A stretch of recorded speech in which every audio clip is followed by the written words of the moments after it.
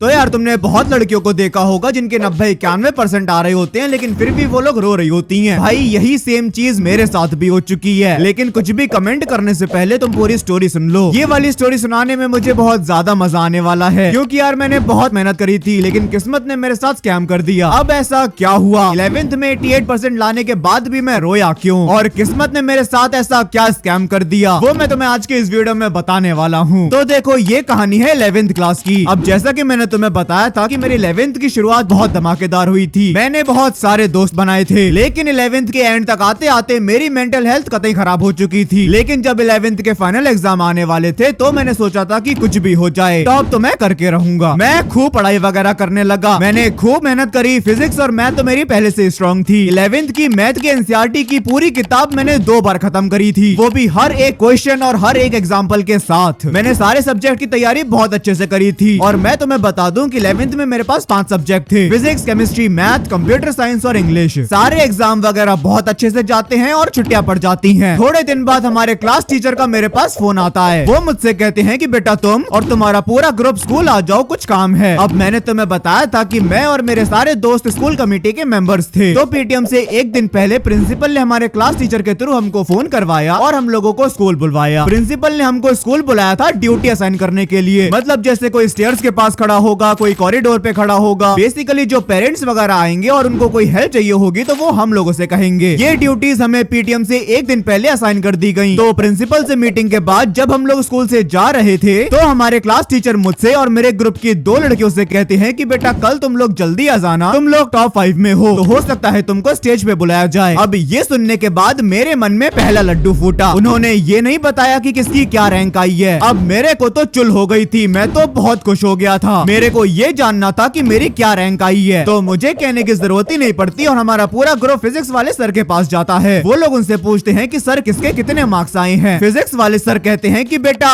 वैभव के हाईएस्ट हैं। यहाँ पे मेरे मन में दूसरा लड्डू फूटता है। उसके बाद हम लोग केमिस्ट्री वाले सर के पास पहुँचते हैं। उनसे पूछते हैं कि सर किसके कितने मार्क्स आए हैं। वो कहते हैं कि इस बार वैभव ने काफी अच्छा किया है, उसके 90+ आए हैं। इस मोमेंट पे मेरे मन में तीसरा लड्डू फूटता है। फिर मैं और मेरे दोस्त जाते हैं कंप्यूटर वाले सर के पास। जब हम लोग उनसे पूछते हैं कि सर किसके कितने मार्क्स आए हैं, तो वो कहते हैं कि बेटा वैभव के हाईएस्ट हैं। इस मोमेंट पे मेरे मन में चौथा लड्डू फूटता है। उसके बाद मैं और मेरे दोस्त जाते हैं मैथ वाले सर के पास। वो पूछते हैं कि सर किसके कितने मार्क्स आए हैं। वो कहते हैं कि बेटा एक्सपोज मत करना, लेकिन वैभव के हाईएस्ट हैं। इस मोमेंट पे मेरे मन में 5वां लड्डू फूटता है। अब तुम बताओ, अगर तुम लोग मेरी जगह पे होते तो क्या तुम लोग ये नहीं सोच रहे होते कि अपनी तो रैंक 1 ही आई होगी? तो मेरे को भी लग रहा था कि मेरी तो रैंक 1 ही आई होगी। ऑफ कोर्स लगेगा भाई, जब सब में हाईएस्ट है। मैं घर जाता हूँ और मम्मी पापा से कह देता हूँ कि कल आप लोग स्कूल जल्दी आ जाना, मैं टॉप 5 में आया हूँ और शायद मुझे स्टेज पे बुलाया जाएगा। मैं बता रहा हूँ उस दिन मम्मी भी खुश थी और पापा भी खुश थे। और मैं तुम्हें बताऊँ, मेरे पापा बिजनेस को लेके बहुत सीरियस रहते हैं। वो कभी छुट्टी वगैरह नहीं लेते। और मेरे स्कूल की 8 से 9 साल की जर्नी में सिर्फ 4 से 5 बार वो मेरे स्कूल में आए होंगे। लेकिन उस दिन, जिस दिन 11th का रिपोर्ट कार्ड मिलने वाला था, उस दिन वो सुबह 8 बजे आके स्कूल में बैठ गए थे और काफी खुश भी थे। और ये मेरी लाइफ में पहली बार था जब मेरे मम्मी और पापा साथ में मेरे स्कूल आए थे, सिर्फ मुझे देखने के लिए। Wake up to reality. Nothing ever goes as planned in this accursed world. वो लोग वेट कर रहे थे कि कब मेरा नाम बुलाया जाएगा और मैं स्टेज पे जाऊंगा। 8 से 9 बज गए, 9 से 10 बज गए, 10 से 11, 11 से 12। मेरे क्लास के टॉप स्टूडेंट्स के नाम भी अनाउंस हो गए और मेरा नाम नहीं बुलाया गया। पूरा प्रोग्राम ओवर हो गया, वो लोग इंतजार करते रह गए। पापा वहाँ से उठ के चले गए और मुझसे मिले भी नहीं। मुझे वहाँ पे सिर्फ मम्मी मिली थी। मैंने क्लास में जाके अपना रिपोर्ट कार्ड लिया और उसे देखा भी नहीं। मैं उसे लेके मम्मी के साथ सीधा घर पे आ जाता हूँ। जब मैं स्कूल से निकल रहा होता हूँ तो प्रिंसिपल मुझे रास्ते में मिलते हैं और पूछते हैं कि कहाँ जा रहे हो, तुम्हारी तो ड्यूटी लगाई गई थी। उस मोमेंट पे मैंने उनकी तरफ देखा भी नहीं और मैं वहाँ से सीधा चला गया। मैंने अपना रिपोर्ट कार्ड खोला और उसे देखने के बाद मैं मम्मी को पकड़ के रो दिया भाई। और ऐसा भी नहीं था कि मैं सिर्फ अंदर ही अंदर रो रहा हूँ, मैं आंसुओं से रो रहा था। मेरी सारी मेहनत बर्बाद हो गई थी भाई। जो मैंने रिपोर्ट कार्ड में देखा ना भाई, मैं टूट गया। मैं बस यही सोच रहा था कि किस्मत मेरे साथ क्या गंदा स्कैम कर गई। अब उस रिपोर्ट कार्ड में ऐसा क्या था, मैं कुछ बोलूंगा नहीं, तुम खुद खुद ही देख लो। फिजिक्स में 94, मैथ्स में 94, केमिस्ट्री में 93, कंप्यूटर में 91 और उसके बाद एक और सब्जेक्ट बचता है जो कि है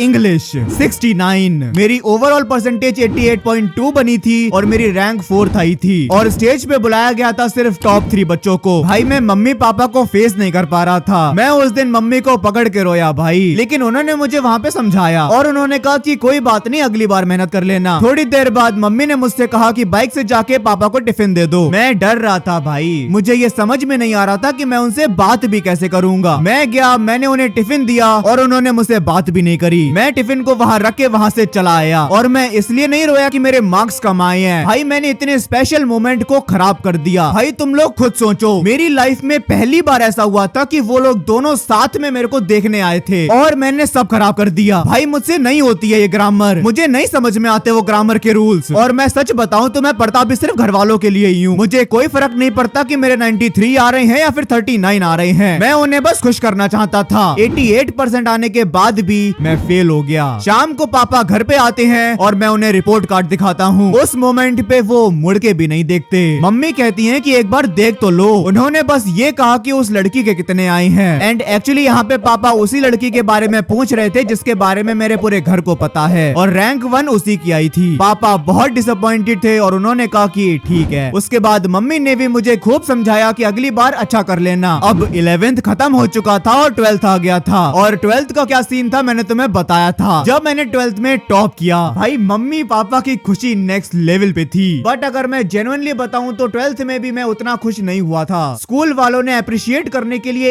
एक बार भी स्कूल नहीं बुलाया और वहीं अगर उनकी सो कॉल्ड फेवरेट बच्चियों ने टॉप किया होता तो शायद उन्हें फूलों की माला पहनाई जा रही होती। इसीलिए मैंने तुमसे कहा था कि I hate everyone from that school और ये सिर्फ एक रीजन है और ऐसे मेरे पास इतने सारे रीजन थे कि वो मैं उनके मुंह पे फेंक के मार सकता हूँ। मैं सच बताऊं तो भाई मेरे को कोई फर्क नहीं पड़ता कि मेरी 95 परसेंटेज आ रही है या फिर 85 परसेंटेज आ रही है। अगर वो लोग मुझसे डिसअपॉइंटेड नहीं हो रहे हैं तो फिर मैं खुश हूँ और अगर वो हो रहे हैं तो मैं फेल हो चुका हूँ। वैसे जब मेरा 12th स्टार्ट हुआ था 2023 में, वो साल मेरी जिंदगी का सबसे बुरा था। उसने मुझे ऑलमोस्ट बर्बाद कर दिया था। जो मेरी हालत थी ना भाई वो लिटरली नाइटमेयर है मेरे लिए। उस कंडीशन में मुझे दोबारा जाने से डर लगता है। भाई जितनी भी चीजें मैंने अपने दोस्तों को बताई है ना वो मैंने सिर्फ ऊपर ऊपर से बताई हैं, बट जो डीप डाउन मेंटल टॉर्चर जो मैंने फील किया था ना भाई वो मैं एक्सप्लेन करने भी जाऊं तो शायद नहीं कर पाऊंगा। खैर जो भी है 2023 से रिलेटेड मैं कोई भी स्टोरी टाइम नहीं लाने वाला क्योंकि वो पूरा साल एक ही स्टोरी टाइम से बिलोंग करता है एंड वो तुम्हें पता है मैं किस स्टोरी की बात कर रहा हूँ जो कि मैं मिलियन से नीचे तो रिवील नहीं करने वाला। वो स्टोरी इतनी कम डिजर्विंग भी नहीं है। खैर वो जब होगा तब देखा जाएगा। खैर अगर तुम भी मेरी लाइफ की जर्नी का पार्ट बनना चाहते हो तो तुम मेरे चैनल को सब्सक्राइब कर सकते हो एंड आई प्रॉमिस मैं गिव अप नहीं करने वाला। तो चलो गाइस आज के लिए बस इतना ही। आई होप तुम्हें वीडियो पसंद आई होगी। अगर तुम्हें वीडियो पसंद आई हो तो वीडियो को लाइक कर देना और अगर तुम इस चैनल पे नए हो तो चैनल को सब्सक्राइब भी कर लेना। तुम मुझे इंस्टाग्राम पे भी फॉलो कर सकते हो, link in the description box. तो चलो गाइस मिलते हैं नेक्स्ट वीडियो में, तब तक के लिए सायोनारा।